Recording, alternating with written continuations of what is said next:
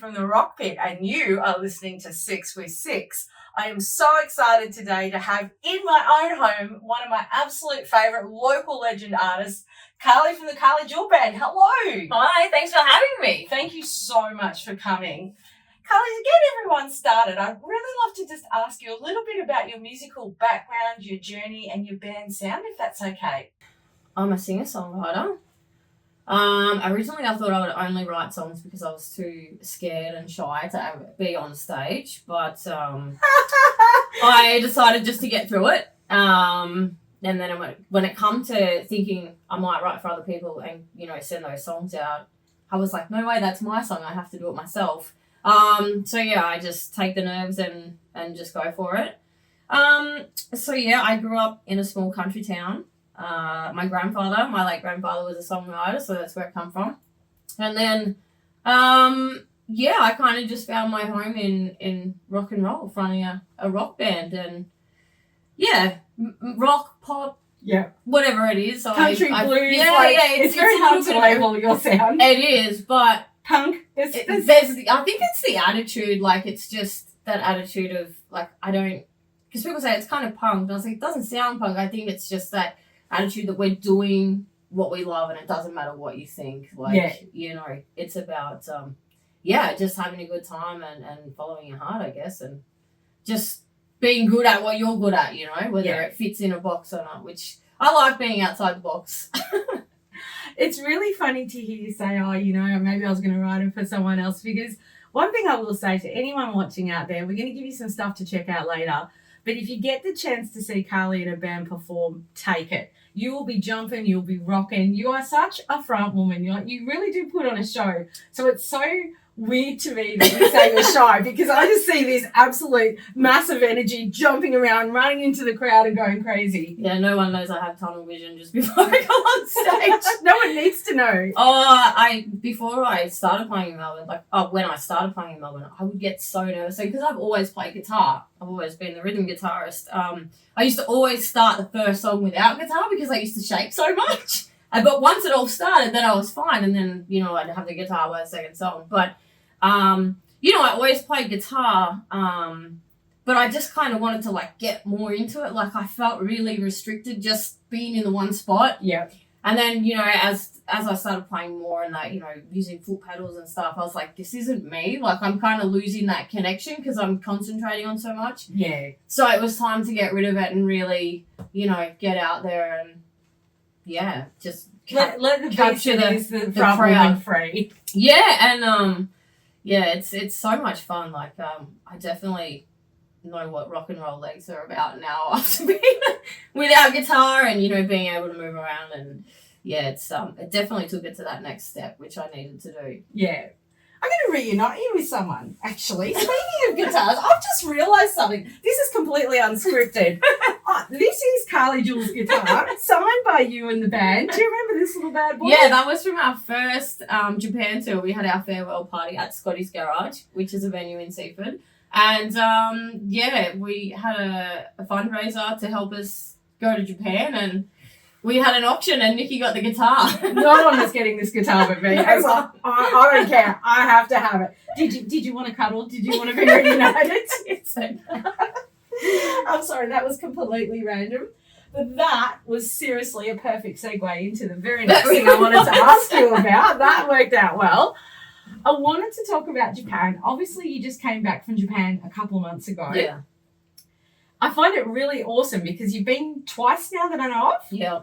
And in December, I think you're bringing a little bit of Japan back to Australia. We are. I absolutely love Japan. How did that come about? Why Japan? How? Oh, we just thought it might work. So, me being me, the very first tour I booked it in about 48 hours because we had the idea, and I was like, how do I make this happen? So, I'd seen Chris from Heavy had taken a band over there, so straight away I started messaging Chris at midnight after rehearsal, and I messaged Mark, my manager, and I was like, how do I put this together? And Chris was like, I've got a booking agent, and next thing you know, we had a tour booked, and then COVID happened. So we had to wait, 12 months, and the captives go there all the time. Okay. And I'm mates with Aaron, and he said, why why don't you go back over there? You know, like we've been playing over there for a while now, and I'm happy to help you book some shows. I said, all right, do it, man. So we had another tour booked, and we went for a week the first time, and when we got to the last show, we were kind of like, you know, if we had a day off, we could probably do another week. Like, again, we didn't want to go home. So then we realised, like, we said to Nick straight away, our tour manager, what are you doing next year in June? Because the weather was so good in June, we were like, we'll come this time, you know. Yeah. And he said, I'm free, let's do it. So we decided to book 2 weeks this time, and now we've booked another trip back in May. So so you not announced. Well, it's announced now. We're going back in May. We can edit that if we have to. No, we're going in May. If you need a merch girl, just saying, I've got skills. I've got mad skills. It's actually really cheap. I was like, a lot of people buy want to come. this CD. See, auditioning. A lot of people want to come, and it's really cheap to do. So I was like, I'm happy if people want to come and, you know, work out their accommodation, even if they just come to Tokyo, because you know, you get if you book at the right time, you can get a flight with a free return. So it's cheaper to go there than what it is to try and tour around Australia. And, you know, hit like Queensland, South Australia, it's just cheaper to go to Japan. Wow. Yeah. And it's really funny. And the food's better. Oh, well, yeah, and the food's better. Yeah. So with Nicholas, did you meet him the first time, the second time? Yeah, he was our tour manager, and we kind of all joked. This is the Nick. That's Nick. So Nick was our tour manager from the first tour, and we kind of just felt like family. Like, poor Nick had no idea who we are. I booked him to stay with us in our room, you know, and he's like, the hell are these guys? Like, you better not be crazy. And yeah, we just kind of felt like we knew each other forever, and we kind of really bonded, and we even had, you know, nights where we'd go down to these temples after the gigs, and, you know, we'd cry, and it was really spiritual being in Japan. And we joke around because he looks after us, and we call him Dad. And then we're like, Dad, we're coming back next year. So, you know, he was with us again just on the last tour, and you know, we've got 2 big shows coming up in December. Yeah. And Nick actually did part of our tour with us this time, and at what point did you work out he can shred? Like, oh, I knew he could. He's a session guitarist as well, and he tours with like all the big famous bands, and you know, they put him on planes and take him all over the world. And yeah, so it was just kind of perfect. And Aaron actually said to me, I've got another tour manager who could take over halfway. And I was like, yeah, but he's not our dad. Like, what is this guy? This guy might be cool, but he's, you know, he might not be like Nick. So we were like, no, Nick's going to be with us for the whole 2 weeks. So it was absolutely amazing. And I had a new song, actually, that he just started playing this amazing stuff on. And I was like, oh, my God. It was just next level. So this opportunity come up for December, and you know, I don't have a lead guitarist. Adrian's now doing you know, all his Fight the Sun stuff. Yeah. So yeah, I was like, well, Dad, you want to? We video called him from rehearsal. Like, hey, Dad, you want to come to Melbourne? He's like, oh yeah, I'm there. So amazing. He's coming over, and we're going to actually do the film clip.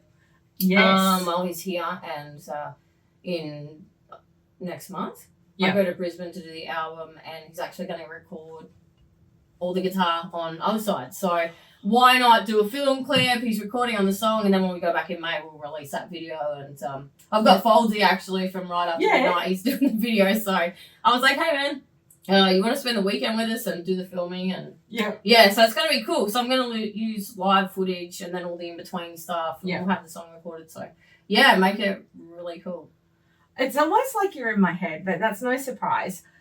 One of the things I wanted to talk to you about, and you've already referenced it without even knowing, you literally just said you call Nick Dad.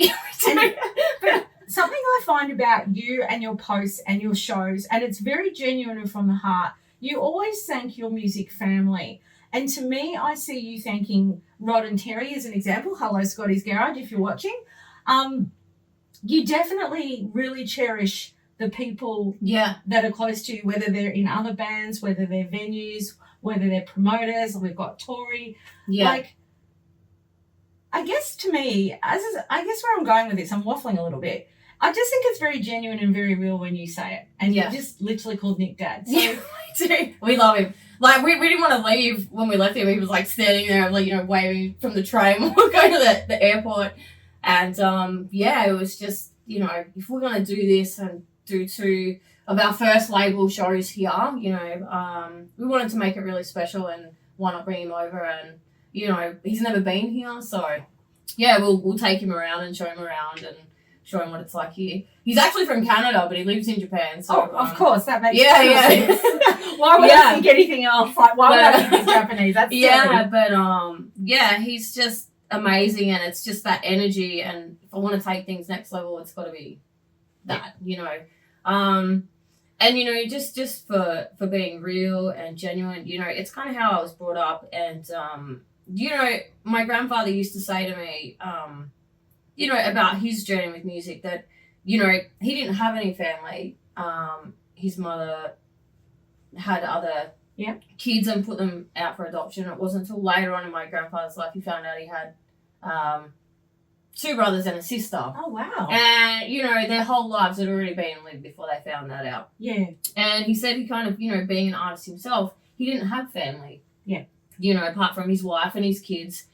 And he said, you know, and I guess I always kind of felt like that as well, like just really lonely. And he said, you know, one day you'll have that music family. Because they say, what am I going to do if you're not here? Like, you have to live forever. Like, what will I do without you? You know, him and I were the music. Yeah. And it's why I do music. And he said, you know, when I'm not here, you'll realise I'm creating, and you've created this big family around you. And you'll never be alone, you know, like that is your family. And then, you know, I realised, like, that's home to me, you know, and it's I couldn't do it without so many people. And I mean, a lot of people say you're too nice, you know, you support too many people, you don't get it back. But look, as long as I'm genuine and I, you know, it doesn't matter, you know, I'm just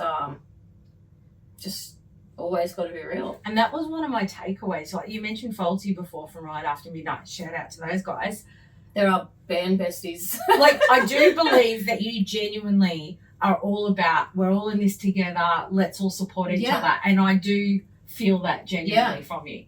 Yeah, and even like with Rod and Terry's venue, and the first time I went down there, it turns out I worked with Terry's daughter anyway, and I was like, stop it. Wait, I was like, she was there, and I was like, well, she's like, this is my mom. I was like, what? And, you know, it was just something that really stood out to me, was that, you know, every person that come into that venue knew the bar staff name, and they knew their name, and Rod and Terry knew their name. And then, you know, I was just like, wow, these people, they care, you know. And I don't know the owners of half the venues I've played in. I've never met them. I've never even met, you know, the people booking the shows. And in Japan, you meet the managers. The owners will come down as well, and they do really special things too when you get there to the venue. Like, everyone will stand around in a circle and introduce themselves. Yeah. And then at the end of it, once every single person's left and all the band members are there to the very end from every single band, then they have a shot or a drink or something, and they cheers together and they thank each other, and it's really nice. And it's one of those venues where Terry really brings everyone together. Yeah. And even when they went away, you know, they let everyone run it. Yeah. And I was like, wow. And we went down there to support it, you know, and I was like, I wonder if they really know the community. And I messaged her. I was like, Terry, like, this is unbelievable, you know, like, you've really created something here. You've got something so special, you know, and I'm 100% really pleased that I can be a small part of it. As a dumb punter who goes there to watch people like you, couldn't agree more. That place is actually special. I truly believe that. It really is, yeah. The culture and the vibe they've built, absolutely top class. Yeah. They care too. Yeah, they do. And, you know, Terry works with the bands and other venues, you know. If she's booked, she, you know, suggests. And I was like, there's not a lot of that. Like, you know, I love venues that. will want to keep you for themselves. So they'll say, no, you have to wait till here. But Terry's like, no, I don't have room, go and play here, you know. And she'll go out looking for bands to play at her venue. And I think that says a lot about her and how she's supporting our music scene, 100%. I'm loving Life Sick because it's like literally... And it's so close to us. I can literally walk there. It's a 20-minute walk, but I can do it. And it's unreal. We can walk down there in the summertime. Yeah, we can. In the summertime, we will totally do that. The next question might be hard for you to answer, but I'll give it a crack. All right. Talking about our family, you have performed with so many artists, like big and small, and we'll talk about some of that later. I'd really love to know, and you can say more than one if you want, who's your favourite person to perform with on the lineup? And is there anyone that you haven't yet been on a bill with that you're dying to play with? Always wanted to play with Rose Tattoo. Oh, I can't I've believe I had the didn't think support of that. at the whiskey twice. Yes, you have. And it never happened. And Third time's the charm. I would just love to. I mean, I was like 5 years old, and I used to drag my cousin over to the football, over onto the grandstand, and I used to sing out Joan Jett songs, Rose Tattoo, because it would echo, and I was like, one day I'm going to play here at my football. And Brett was like, oh, I want to go home, you know, it's going to get dark, there's mosquitoes because we're down near the river. And I was like, no, one more time. And I'm like, you know, sing. And I used to go over there all the time and just like, you know, those rock and roll songs. And it was Rose Tattoo and AC/DC, those kind of bands that, you know, I heard as a kid. And I was like, yeah, that's badass. Like, you know, at home I've just got country music. Then I'll go to my mum's and it's like, yeah, this is it. You know, so I was really inspired and always wanted to play with Rose Tattoo. It's just, you know, even the first time I've seen them live, I was just like speechless. Same as when I seen Joan Jett, I didn't say a word.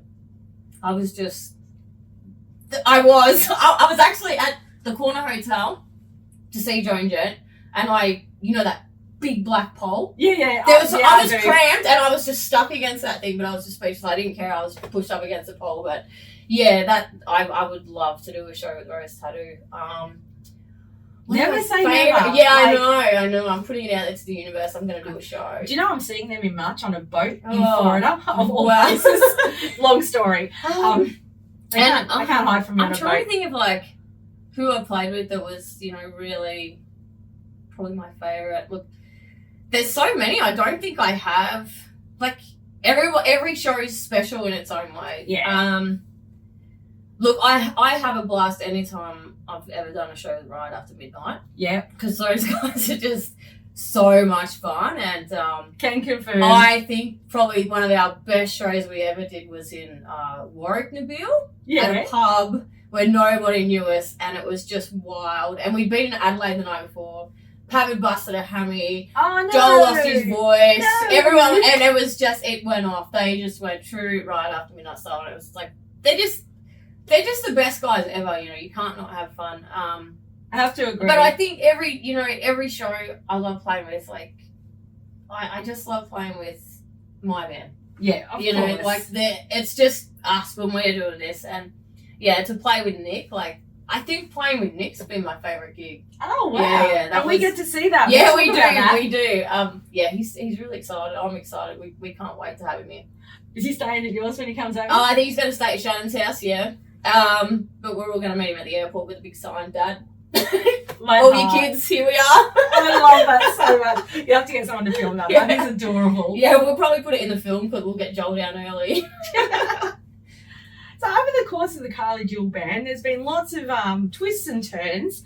You've done some pretty cool shit. Like we've talked about Japan, you've done that twice. Yep. USA 5 times. Yep. You went up to Early Beach and repped Melbourne. Yep. What do you think? Oh, and this is cool. To me, this is cool. I don't know if it is to an artist, but putting vinyl out, like to me, vinyl is sacred, right? I'm overwhelmed. Like John Raptus, you know, Yeah. to just believe in me so much and be like, I'm gonna put it as the leading single. I was like, what? Like that's one of my biggest moments ever. And I thought they were completely all sold out. And when I got home from Japan, I actually opened a box and found like another 20 in there. I was like, oh, I'm happy again because they were so special. And I was like, you know, yeah, that was unreal to be on that album and then have that as the leading single. And this, well, no, that's right. That was this was the single that just didn't give up. This single release went for nearly 2 years. Oh, really? I released it. Yep. Then John released it on the album and then went, you know what, it's going to be the leading single though. Yeah. And then the remix? It got picked up I charted on Triple J with it, on the Unearthed charts. Then it got on LA Hot FM, went on a mainstream radio in the UK, and then Native did the remix that we released, and that charted. And then that kind of was, and it just kept going. And it was like kind of while we were just coming out of lockdown. Yeah. And then we had all the new COVID variants and we had all the new variants of this. I was like, this is the straight new variant. Like it just kept giving. It's my longest single. I'm really proud. And I think because of this, I'm pretty sure this was the song that kind of brought the attention because I sent it to PK Marley, who's a radio host in the UK. Right. And he also writes books and then put me in a book with Brad Maher as well. And all these Stop other rock it. stars. I was like, what the hell? I was like, look, Mum, I'm in a book. That is But, unreal. Yes, Roomwork Records. This was my biggest achievement. Oh, One of them. my There's more to heart. come. My heart. Because to me, vinyl is just sacred. And not being funny, but that is actually one of my personal favourite of your songs. Yeah. So it's just a double win. Well, my question was going to be, like, I've just listed some shit off the top of my head that I think says, what do you think so far has been the most exciting part of your journey? Just, you know what? Healing. Yeah. And doing what I love and that connection. Yeah. Like, you know, me, even at gigs, I say, like, it doesn't matter if you don't like it, I do, I write for me. It's just, and I think that's, my pop always taught me, you know, if you're trying to write for people, you're going to get it wrong. Yeah. You've got to write from you. That's how, he was a storyteller, you know, he's a bush balladeer. So he was about telling stories, you know, it's your story, no one else's. And I think that's connection because you're very real. Yeah. And I'm always very real in my songwriting. And it might be, you know, a different story, but at the end of the day, it relates to something that's happened to me. Yeah. And I might, you know, look at it from the outside or, you know, people won't know, but yeah, they're really personal. I put, everything. That's why sometimes the shows, they can be, like my acoustic shows, they're very emotional because there's no... You know that there is a song actually on this album that genuinely brings me to tears, and I probably shouldn't be a downer. It's such a beautiful song. It genuinely moves me, and you know I'm talking about September. That song gets me, man. And this is the ace thing about having... I know it's on Spotify. I realise it's on Spotify as well. But because you don't play that one live, I get to listen to that when I can't. I cry. Oh, I'm actually glad Do you know you know because I cry as well. The reason why I wanted an album was growing up around country music artists and always pop taking me to the festivals and, you know, things like that. It was really special to get a signed poster and an album and have someone put it in your hand because in that second it's just you and that artist and you get to meet them. And, you know, my pop always said to me, whatever you bloody do, don't do this online shit. He's like, well, you can, but make sure you've got an album. It's like when you place that in somebody's hand, that's a special thing. And I've always made sure I've had that because that's, you know, I'm continuing my story from my pop. And I think it's really special. And I love, you know, even when I'm out and I hear people listen and they're getting into it and they don't really know, I just go and give them for free. I'm like, here, please, you know, take this. I want you to, you liked it, obviously. Here, have one. You know, it's just, you know, I like to meet people. And I love it's that. Just I do that for my pop. So does that mean any future releases will also be on hard version as well as Well, I online? hope so. I am finishing an album. So I hope X Music put it on a vinyl or... Because, you know, Nikki needs more hard. If not, I'll get a vinyl made up of the songs. Because it's really... Oh, I don't know. Both probably. They're both pretty cool. And vinyls, like everyone's got them. Yeah, absolutely. They're both pretty special. This is my spare record player. This is just like the old banger out. I love this. This is my first time here. I absolutely love this room. I love it more now that you've been in it. When I'm actually working the day job tomorrow, I can turn around and go, yeah, but Karly was here. I was here. She was here. So let's talk about Sad Girl. And it's really funny because when you were just talking about writing songs through your perspective, and all I had in my head was, you don't have to love me, I don't give a... Don't know if this is censored or not. It was so weird because those lyrics just jumped straight into my head. So let's talk about Sad Girl. Well, I guess someone did say to me once, in a nasty way, oh, you know, you just write your sad songs. Because there was that competition, you know. Yeah. And I've never competed with anyone, just myself. Yep. I just want to be better than I was at the last show. You know, every song I write, I want it to be better than the last one I write. So I never really worry. I'll write my best song because I'll just keep trying to outdo it. But, you know, and I thought, well, you got a point. I do write sad songs. I mean, two of my biggest idols are Marilyn Manson and Casey Chambers. Why? Because it's brutal and it's real. Yeah. Like, my pop used to say, you know, he loved her, obviously country music and you know, but it was really sad. And I guess that's how I survived, writing about the sad things and healing. Like, my whole album was, once it was finished, I closed the door, and I didn't even realise music could have that kind of power. And actually, when I finished, I sat outside Matt's studio and cried for nearly an hour, because I was like, I've just done a real life album. Like, I never thought in my wildest dreams that I would have a real life album. And ironically, we're talking about how your music is so real and deep, and a song moves you to tears. But please remember, I'm deep. I'm pretty deep. But if you go and see Karly, you'll be jumping and dancing and see the songs are I'm party deep. You're party deep. You are a walking contradiction, and do not ever change I think it. Les also said to me from the first the first tour to Japan when we had the farewell gig, he's like, I don't know if we're doing shows anymore or these are parties. And I was like, I think this was a party, because we had the barbecue, we had it all going on. It was like the best time. And we had the band karaoke where I just made a band on, with all the musos in there. It was unreal.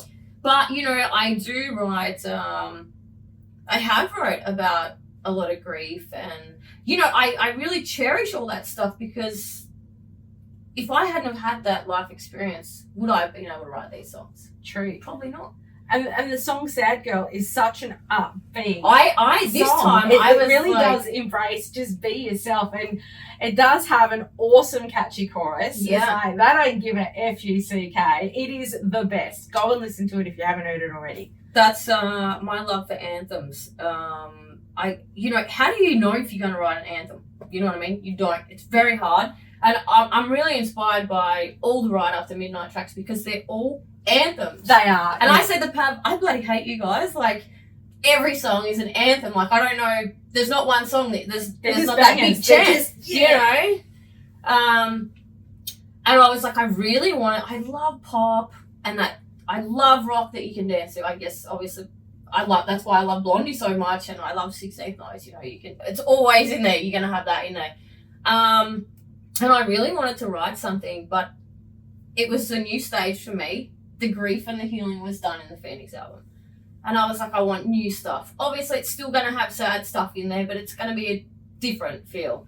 Because I'm always about making bad things into good things, and even to try and inspire artists when I write my saddest things, that it's okay to be sad and have all this bad stuff happen, but if you're talented, use it. What you have right now is it's something magical. I can't explain it. And sometimes I think they get so down, and I'm like, it's a gift. Like, you have to use it. So I'm always trying to inspire other artists as well, because some of us have been through a lot. Yeah. And I can tell as a songwriter, some of these people's songs are deep, so I'm always trying to be positive on my music, even if it was from the saddest thing I could think of. But, Sad Girl, I wanted to write something fun, pop, but introduce myself. I'm always want to stay very real. I'm from Wentworth, New South Wales, where the two rivers meet, the Murray and the Darling. And I used to sit out in the front yard with my pup all the time, and we'd look at the stars, and I always just think, man, I'm stuck in this small town. I'm the odd one out. I'm the girl that rides a skateboard, and I've got ripped jeans, and I've got headphones listening to AC/DC or Guns N' Roses, and everyone in small towns probably think this girl's trouble. I know small towns because I wasn't doing what everyone else was doing. Scouts or Girl Guides or whatever the hell it was. Bacon pies. I was making jumps on a dirt bike, and all that stuff, being a rebel. But I wanted to tell my story where I'm from, and really put that, always carry my story about my pop. We'd stand out the front and say, I can see your name in the stars. And I was like, what? And he just inspired me, don't stay in this town. Just because you live here and you grow up and this is what everyone's doing, I don't think you're for that, go. So, yeah, I come to the big city. That's awesome. And the reason why I hit the big city is because the first big city I ever went to, I was 3 years old. My pop took me to Sydney, and we went to the highest building. And I think I said to him, now I've seen the city, I want to go home. It was so big. I'm done. Yeah, it was a special story my pop and I had, so I wanted all that in there, and I was like, I really, I am a sad girl, but that's me, and I love being me. I wouldn't change it for the world. And I guess it's my love too for listening to Triple J. They have those songs that's cool in the cool chorus. And I couldn't find a way to say that word. And I was like, I said to Stuart, you know, I'm thinking about this big spell out, yell out, you know. And he's like, what? And I was like, you know, CK. Anyway, so he was doing some recording and some mixing, you know, working and building the track. And I went down to where I was staying. And I think I messaged everyone. I was like, can you just give me like a spell out, yell out of like F-U-C-K? And I ended up getting about like 30 of them, or, you know, from bands in the UK. And I got Dave Leslie on there as well. And, you know, some really cool band members and friends and their kids. And, yeah, I took it into Stuart. He's like, I'm not sending you down there again because you just keep coming back with so much work. And I was like, see, it works. And actually took 2 hours to mix all those F-U-C-Ks together. But it goes off live as well. Like, when you sing it live, we all just, you know, jump and like it's ace. It's so much fun, yeah. And I just want people to be, it doesn't matter if people don't like you. As long as you're happy with who you are, don't worry about it. I used to be that person where I'd worry about what everyone thought. And I was just like, you know what? F y'all. Are you just free now? You just feel free. I do. It's time to party. In the song world. Yeah. Not party. Hey. Party hard. It is a good vibe. Every time I see you play, it's a good vibe. Last but not least, what have you got coming up in the short term, medium term? Because I know there's a couple of gigs. Yeah, so we've got 2 gigs in December. 13th at the Workers, 15th at Scotty's Garage. Nick will be flying in from Japan to join us for that. Then next month, I'm in Brisbane for 2 weeks, finishing my album, which I had the songs, but now I'm like trying to rewrite just in case I write something better between now and then. So I'm like, every day I'm writing. I was like, just in case. So I'm going to finish the album. What else? And I've booked Japan for May again. Amazing. Yeah. And it'll just be, getting film clips done. And so keep an eye on my posts because I will be doing them in local venues. Like you did with Sad Girl. Cherry with your family. I wasn't going to take no for an answer because I was in there watching Truck actually. And the sequence curtain was at the back and I was like, damn, that looks so good in a music video. I was like, I have to write a song now just to do that. And then when I wrote Sad Girl, I could almost like see that red sequence curtain. So, I was really thankful Jade and Mark made that happen. And yeah, it was unreal. Oh, hell so yeah. the next one's going to be at Scotty's Garage for a song called Rock Ain't Pretty. And I'm thinking like a talent show where everyone's told, no, you're not good enough. And then we're just going to go in there and rip their paper up. And I may have to come and watch. Do what we want to do. I may have to come We might make you one of the judges. I'm not a judgy person. Hold up the zeros on the Red Cross. And Karly, thank you so very much Thanks for your so time much for having today. me. It's been a hoot talking to you. Everyone, go and check out Karly's music. It is amazing and you will not be disappointed. Sixx out. See you later.